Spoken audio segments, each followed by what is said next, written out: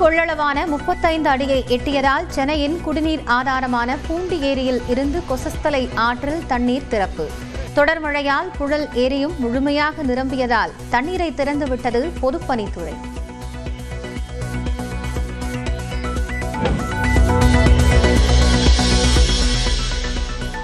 மயிலாடுதுறை, நாகப்பட்டினம், திருவாரூர் மாவட்டங்களில் இன்று மிக கனமழைக்கு வாய்ப்பு.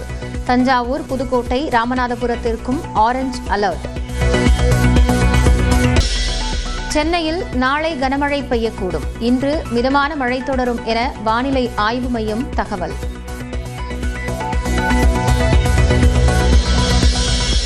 காவல்துறை அறிவுறுத்தியும் தாவேக தலைவர் வாகனத்தை முன்னே செலுத்தி பேசியதால்தான் கூட்ட நெரிசல்.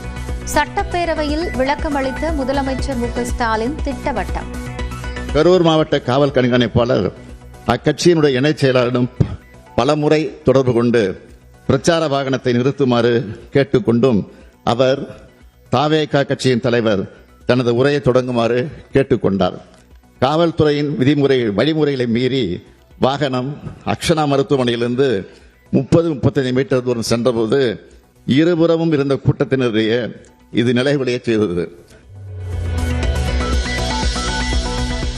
தூத்துக்குடி துப்பாக்கிச்சூடு குறித்து அப்போது எடப்பாடி பழனிசாமி பதில் கூறினாரா என அமைச்சர் சிவசங்கர் கேள்வி. சபாநாயகர் இருக்கை முன்பு அமளியில் ஈடுபட்ட அதிமுகவினர் வெளிநடப்பு.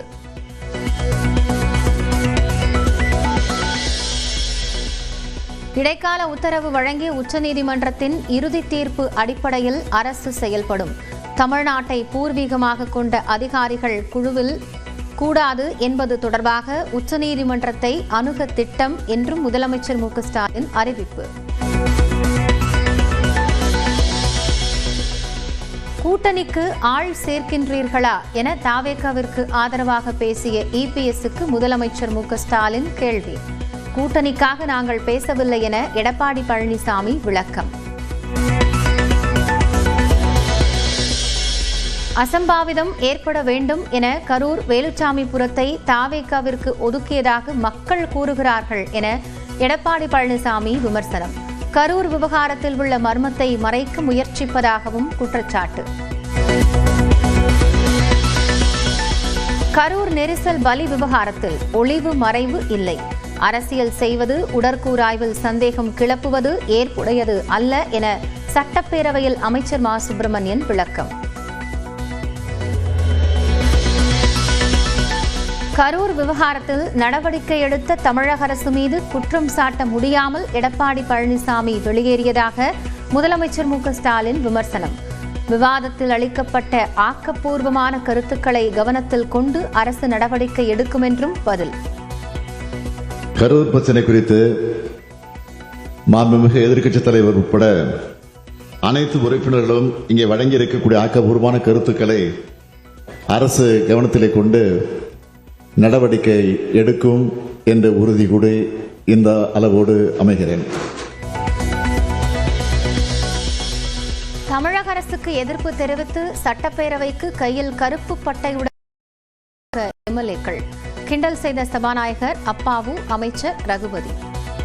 கருப்பு பட்டை கட்டவுடனே எல்லாருக்குமா ஒன்று போல பிபி கூடிட்டு அமைச்சர் அவர்கள் அதை பற்றி நான் சொல்லிடுறேன். மாண்புமிகு பேரவைத் தலைவர் அவர்களே, சிறைகளிலே இருக்கக்கூடிய சிறைவாசிகளுக்கு ஒரு அடையாளம் கொடுப்பார்கள். அதே போல இன்றைக்கு தனி அடையாளத்தோடு நம்முடைய உறுப்பினர்கள் சிலர் இங்கே வந்திருக்கிறார்கள் என்று எண்ணுகின்றேன். கூட்டணி என்ற அஜெண்டாவோடு வந்து தோல்வி கண்டு செய்தியாளர்களிடம் பொய்யான தகவல்களை கூறியுள்ளார் எடப்பாடி பழனிசாமி. அமைச்சர் ரகுபதி குற்றச்சாட்டு. எல்லாமே எதிர்க்கட்சி தலைவர் இதுல முரண்பாடான கருத்துக்களை பதிவு செய்து நான் எல்லாம் இப்படியே சொல்லியிருக்கேன்னு சொல்றதுக்காக, சட்டமன்றத்திலே நான் பேசியிருக்கிறேன் என்று சொல்வதற்காக இன்றைக்கு முழுக்க பொய்யாவே பேசியிருக்கிறார். நாங்க தான் சொன்ன கூட்டணிக்கு அச்சாரம் போடுவதற்காக அவர் இன்றைக்கு இந்த முயற்சிகளை எல்லாம் மேற்கொண்டிருக்கலாம். கரூர் சம்பவத்தில் அனைவருக்கும் பொறுப்பு உள்ளது. தாவேக நிர்வாகியின் ஜாமீன் வழக்கில் உயர்நீதிமன்ற மதுரை கிளை கருத்து. தென்பெண்ணை சொர்க்க பூமி என வீடியோ வெளியிட்டு ஆற்றில் குளித்த இளைஞர் நீரில் மூழ்கினார். 4ஆம் நாளாக தேடி வரும் தீயணைப்பு வீரர்கள். காப்புரிமை வழக்கில் இசையமைப்பாளர் இளையராஜாவுக்கு நோட்டீஸ். 3 வாரங்களில் பதிலளிக்க உச்சநீதிமன்றம் உத்தரவு.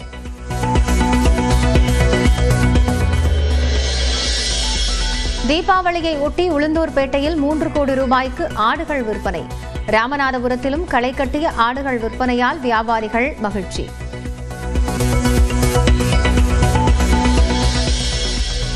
தீபாவளிக்கு டெல்லியில் 4 நாட்கள் பட்டாசு வெடிக்க அனுமதி. காற்று மாசால் பட்டாசு வெடிக்க தடை உள்ள நிலையில் உச்சநீதிமன்றம் உத்தரவு.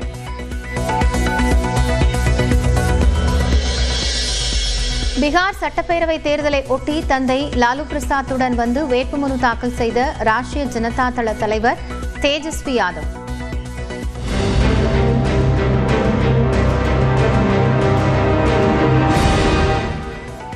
ஐம்பத்தேழு வேட்பாளர்களை கொண்ட ஐக்கிய ஜனதா தளத்தின் முதற்கட்ட வேட்பாளர்களை வெளியிட்டார் நிதிஷ்குமார்.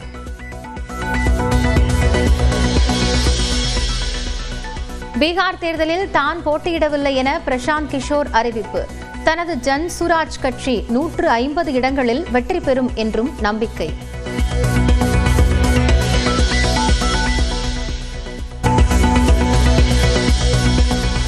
முழு கொள்ளளவான 35 அடியை எட்டியதால் சென்னையின் குடிநீர் ஆதாரமான பூண்டி ஏரியில் இருந்து கொசஸ்தலை ஆற்றில் தண்ணீர் திறப்பு. தொடர் மழையால் புழல் ஏரியும் முழுமையாக நிரம்பியதால் தண்ணீரை திறந்துவிட்டது பொதுப்பணித்துறை.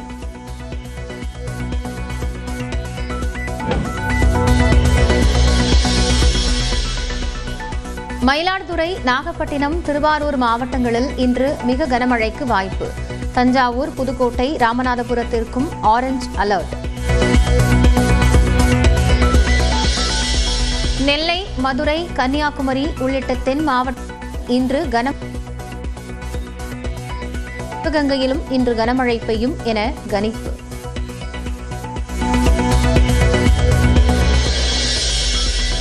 சென்னையில் நாளை கனமழை பெய்யக்கூடும். இன்று மிதமான மழை தொடரும் என வானிலை ஆய்வு மையம் தகவல்.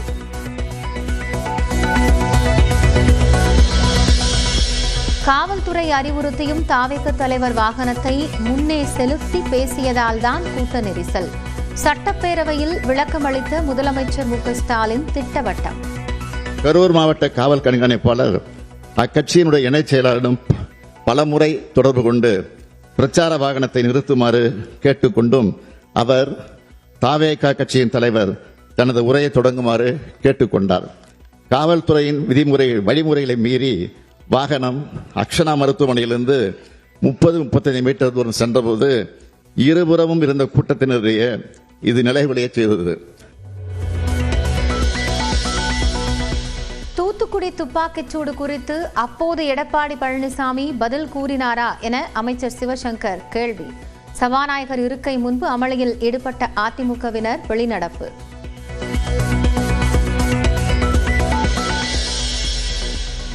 இடைக்கால உத்தரவு வழங்கிய உச்சநீதிமன்றத்தின் இறுதி தீர்ப்பு அடிப்படையில் அரசு செயல்படும். தமிழ்நாட்டை பூர்வீகமாக கொண்ட அதிகாரிகள் குழுவில் கூடாது என்பது தொடர்பாக உச்சநீதிமன்றத்தை அணுக திட்டம் என்றும் முதலமைச்சர் மு.க.ஸ்டாலின் அறிவிப்பு. கூட்டணிக்கு ஆள் சேர்க்கின்றீர்களா என தாவேகாவிற்கு ஆதரவாக பேசிய இபிஎஸ்க்கு முதலமைச்சர் மு.க.ஸ்டாலின் கேள்வி. கூட்டணிக்காக நாங்கள் பேசவில்லை என எடப்பாடி பழனிசாமி விளக்கம்.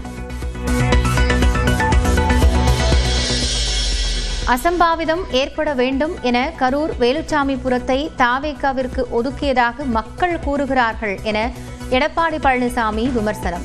கரூர் விவகாரத்தில் உள்ள மர்மத்தை மறைக்க முயற்சிப்பதாகவும் குற்றச்சாட்டு.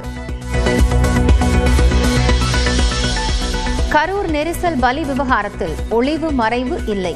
அரசியல் செய்வது, உடற்கூறாய்வில் சந்தேகம் கிளப்புவது ஏற்புடையது அல்ல என சட்டப்பேரவையில் அமைச்சர் மா சுப்பிரமணியன் விளக்கம்.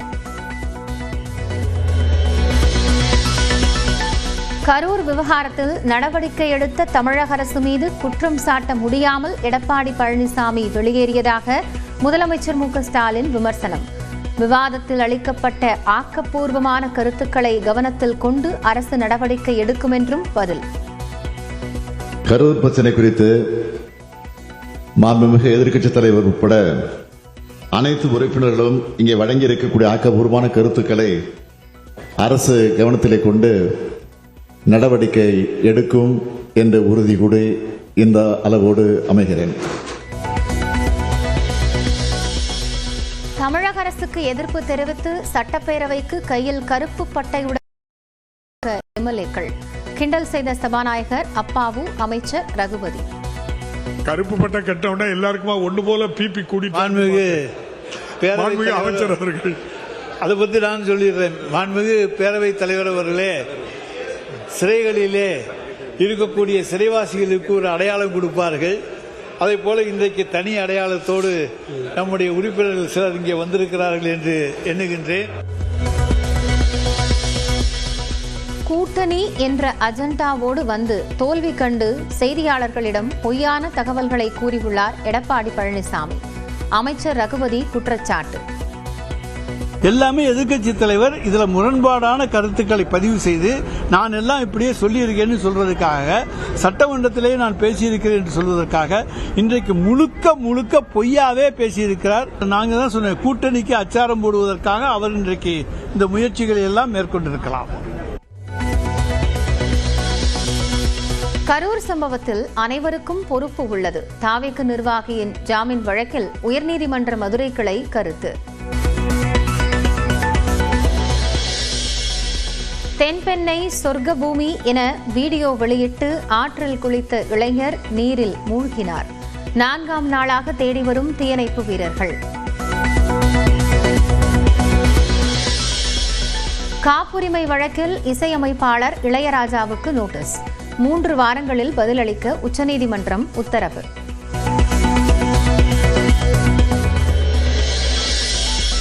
தீபாவளியை ஒட்டி உளுந்தூர்பேட்டையில் 3 கோடி ரூபாய்க்கு ஆடுகள் விற்பனை. ராமநாதபுரத்திலும் களை கட்டிய ஆடுகள் விற்பனையால் வியாபாரிகள் மகிழ்ச்சி.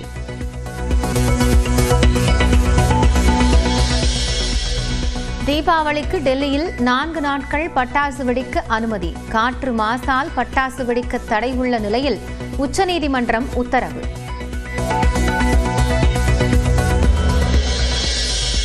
பீகார் சட்டப்பேரவை தேர்தலை ஒட்டி தந்தை லாலு பிரசாத்துடன் வந்து வேட்புமனு தாக்கல் செய்த ராஷ்டிரிய ஜனதா தள தலைவர் தேஜஸ்வி யாதவ்.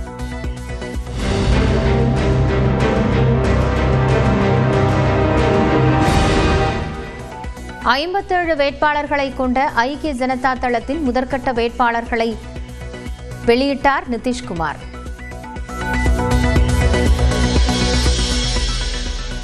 பீகார் தேர்தலில் தான் போட்டியிடவில்லை என பிரசாந்த் கிஷோர் அறிவிப்பு.